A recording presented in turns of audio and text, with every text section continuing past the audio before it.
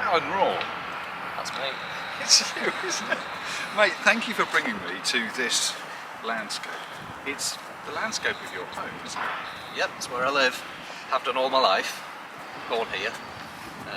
The beautiful city of Hull. It is. It's got scale. Oh As yeah. a newbie to the city, it's got scale. I feel small, and I quite like that. Yeah, it's the river kind of puts things in perspective because it's so vast. It really is. And Hull always seems like a small place on the side of such a massive river. But actually, yeah, it's quite a big city. It's just dwarfed by the water, really. I was into skateboarding when I was a kid. I know it's back again now, but in the 70s, you know, skateboarding. As a side note, you should know that he delivered food to us last night very lovingly via skateboard, obviously. Obviously. Well, you are staying on the side of my estate, so you know. We literally are. That's another story we will come back to. And Hull's very flat, so you know, active travel is a thing here. Oh, very much. As it should be. And yeah, I used to skateboard around here, and my dad worked as a snagging joiner on the dock there, and I used to live just on Hessel Road, just down there. Yes, and, I now know it. Yeah, a little bit. You're staying there, that's right. And my first job was a clothing house on Hessel Road, which is sort of famous really for making made-to-measure suits for the trawlermen. Yeah. When they come back on a weekend and feel like millionaires and get a new suit and have a good time. The number of things this man does is an entire docu feature, but that's not this. But I feel like there should be, because you're so good at getting in and trying things, and it seems like not overthinking. When an idea comes, get in and learn by doing, which is the only way to learn, right? Yeah, I mean that might seem a little irresponsible, but when you consider all the resources and the venues and everything else we're using are just disused and closed anyway, yeah. and just stacked up somewhere not being used, it's a way of reusing, recycling, repurposing, reloving resources which already are embodied carbon and already exist. So adding creativity to that, we can come up with some fairly unique stuff. Yeah. And then, unbelievably, people want to come and see it. They do seem to want to come and see it. Yeah, which is great profile for the creative people in this area, but also great profile for the sustainable projects in this area, of which there are literally tens of thousands of people pushing back the polycrisis with creativity, independently, unfunded, just off their own backs. Why? Why here? Why is that spawning such energy for this? Well, as you can see, we are rather close to the water. Didn't want to bring it up as an outsider, as a new person to Hull, but that is the story out there of this place. That how do people relate to that story here? That the rising water level is one day going to threaten the very shape of the city. I think there's a lot of kind of denial to a certain extent. You know, I think people just kind of don't think about it. Yeah. Because if you thought about it all the time, your climate anxiety would stop you doing everything else. Yeah. And if you talked about it too much, it could well affect the value of your house, your chances of being insured, your chances of ever selling it and getting out, all that stuff. So we don't talk about it. We don't talk about it. No, but really, this will be, along with parts of London, this will be the first place in the UK to go underwater as the water rises. And yeah, we don't have a barrier across the end of our river either. No. But I think a lot of people are worried about the water rising in the river and coming up into the city. But actually, you've got to realise that this river, Humber, it drains a huge percentage of the UK. So the water's actually coming from inland and going out. Right. And if it can't get out, it's not great.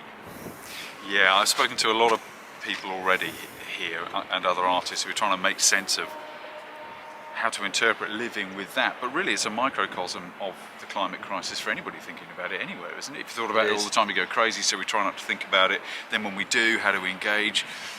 You seem to be embodying how to flip that a bit in terms of helping people get experiences of the humanity here. You must draw from your roots living here, doing that. I suppose so. I guess I can't not do that. Yeah. yeah. But I mean, Maybe that's a wanky southerner's question. How do you draw on your roots living in Hull? Oh dear. Do I sound colonial? But I mean, you clearly care, because as we drove through, all the different types of job that really connect to this place that you've done over the years, tried things on, done this, done that. So many skills you've embodied over the years. That connects you to a lot of different people's experiences here. It does, yeah. Must help. Yeah, Hull's like a big village really, and I know most of the people in it, I think. I imagine you do now. Yeah. I'm probably related to a few of them, but it's I love this place really, because it is my home. It's the only one I've got.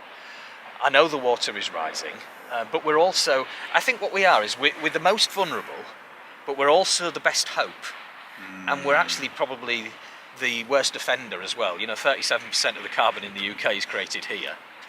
Okay, badges. It's not great, is it? But this is the new centre for green energy. So you can just further down there's just a little bit further down the dock is where they're making the blades. It's the Siemens dock. Yeah. You see ships going out with massive blades on them to wind turbines. That feels future-y, right? Yeah, they're doing these big wind turbine things, which is great. Yeah. Because we are the green energy centre. Yeah. So one message from this city, the official marketing message is it's a great place to come and live, work, and invest, because it's the new green energy centre. But it's also, so it is the best hope, but that's because it's the worst offender, and it's also the most vulnerable. So I think if we get it right here, if we can live here, and we can live with water here, and be creative, sort of, I suppose, grasp all that creativity that's here, harness it to make this city capable of living with water, then it's got a great future. But also, the general news media, which I know from being in the BBC, the news was kind of designed to warn people about the scary stuff, so you can duck and cover in time. Yes. Yeah? Yeah. It's not designed to tell you that there's good stuff happening, really, because there's so much bad stuff happening. You've got to tell that first. And the only campaigns and organisations which get shown up on the news are the ones who are also shouting, raise the alarm, fire, right? Yeah. So all people are hearing through their TVs is be scared. This is really bad. Yeah. Which it is, of course, but what they're not hearing is that there is creative, empowered, motivated people who are taking it upon themselves to push back the polycrisis independently, round here. This is the first place in the UK to push through the right to grow.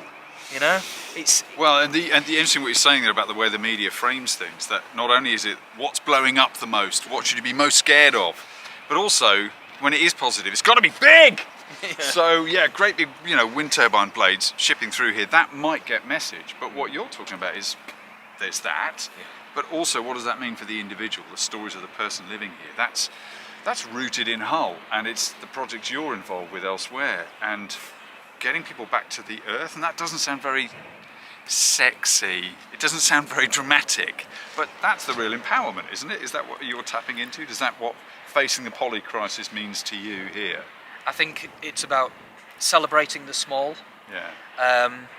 Amplifying the positivity that's involved in people turning their climate anxiety into action off their own back. Yeah. Showing that they are there, letting everybody else know they're there, and also letting people know they're just a little bit late to the party, and they are invited. And if they just want to bring their pair of hands as well, there's more veg to grow, there's more things to do. Because when you celebrate the small all together and create these little experiences to pull them together, you realise the small is not so small when you put it together. No, it's huge and global. Yeah. And thanks to ASP and other partners who've got involved, it's getting known about globally as well and talked about. It sounds like you've got all the ingredients for a terrific story here, with the worst offenders and with the greatest hope. That's the beginning. That's the beginning of something epic, isn't it? We need to smash cut to soaring music now and a drone shot as we walk. I haven't got a drone. I haven't got the budget for that. Don't be silly. This is ASP. Are we off into town? Let's go into town. We'll walk up into town.